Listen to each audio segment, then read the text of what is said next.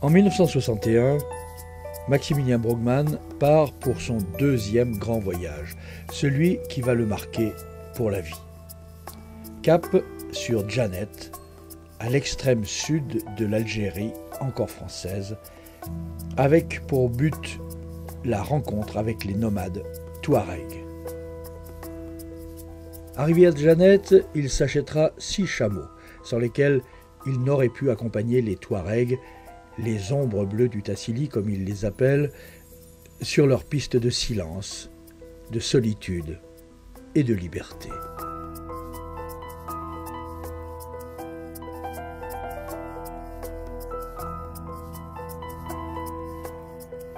Au petit matin, les Touaregs font baraquer leurs chameaux afin de faciliter la pose du bât et du chargement.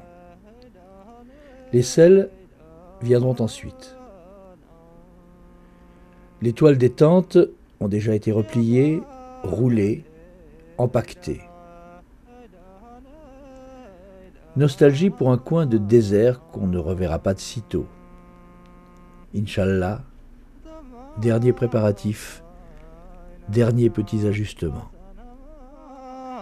Voilà des centaines et des centaines d'années que les Touaregs tissent avec une nature hostile ces liens quotidiens faits d'efforts et d'amour.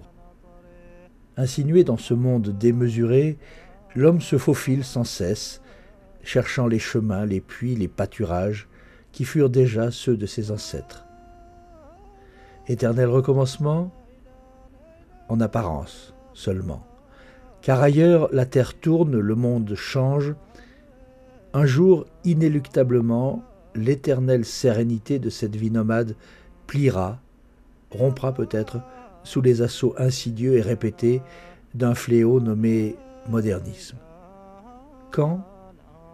En ce début de l'année 1962, nul ne le sait encore.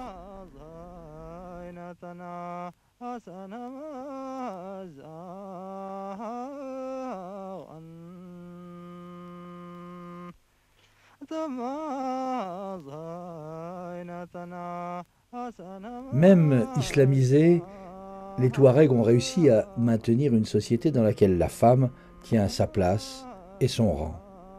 Nulle soumission, respect mutuel. La liberté semble n'avoir pour limite que les conditions nécessaires à la survie. Chacun, chacune est responsable de soi-même parce que responsable du couple, de la famille, du groupe. Les enfants seront garants de l'avenir. Quel avenir? C'est le moment du départ. À l'échancrure d'un talla, suffisamment haut pour que des animaux sauvages ne puissent y accéder, sont arrimés les surplus de bagages, de grains, de dattes qu'on retrouvera intacts au prochain passage.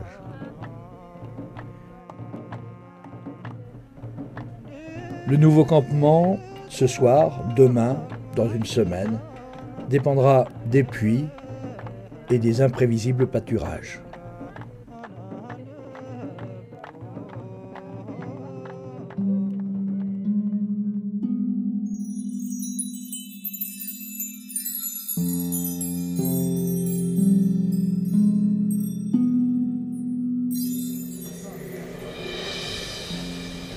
Que restera-t-il de cette vie nomade dans 50 ans?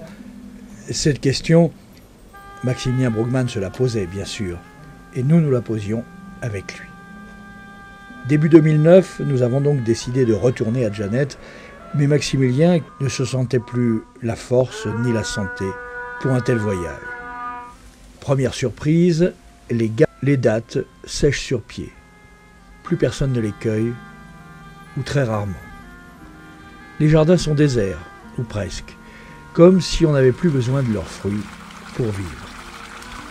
Le modernisme est à 2 pas, dans le village même, du côté des hommes, de leur 4x4 et de leur téléphone portable.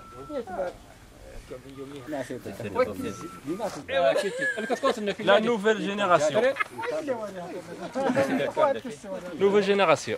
Les anciens. Querelle des anciens et des modernes, tous se retrouvent pourtant, avec ou sans téléphone, autour de l'inévitable thé à la menthe, préparé selon le rituel, immuable, prétexte à autant de palabres qu'il y a de jours dans l'année.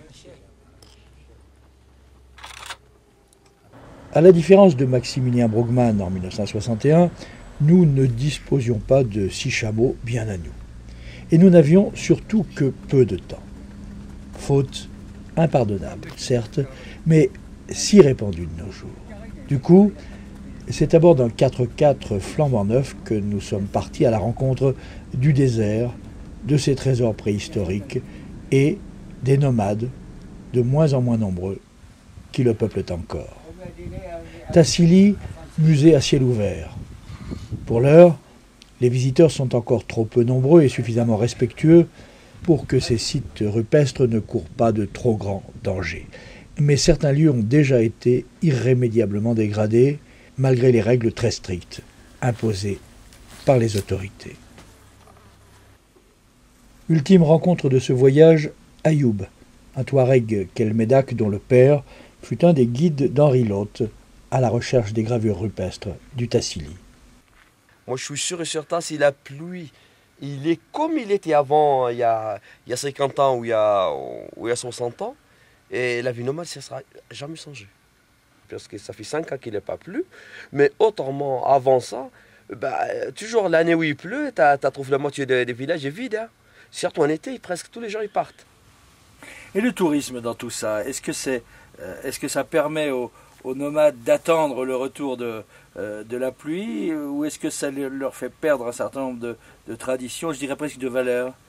Dans mon village là, Pédur, les 99% de guides de tourisme des Djanet, ou des chamiliers, ou des âniers, ils font partie de ces villages-là. Ils font partie des descendants des nomades. Et parce que ça leur fait, quand ils sont dans les voyages avec un chameau, ou avec les ânes, ou avec ceci, c'est comme ils vivent avant, nomades. Parce qu'aujourd'hui, ils sont là, demain, ils sont de l'autre côté. Ils tirent leur caravane comme avant, ils chargent comme avant, ils déchargent comme avant. Ça leur permet, comme ils sont encore, en même temps, ils travaillent, en même temps, ils sont dans leur vie, comme ils ont été avant. Ils ont pas quitté leur vie. Ils sont heureux là. Un désert et des nomades dont les images ressemblent furieusement à celles qu'avait tournées Maximilien Brugmann, 47 ans plus tôt.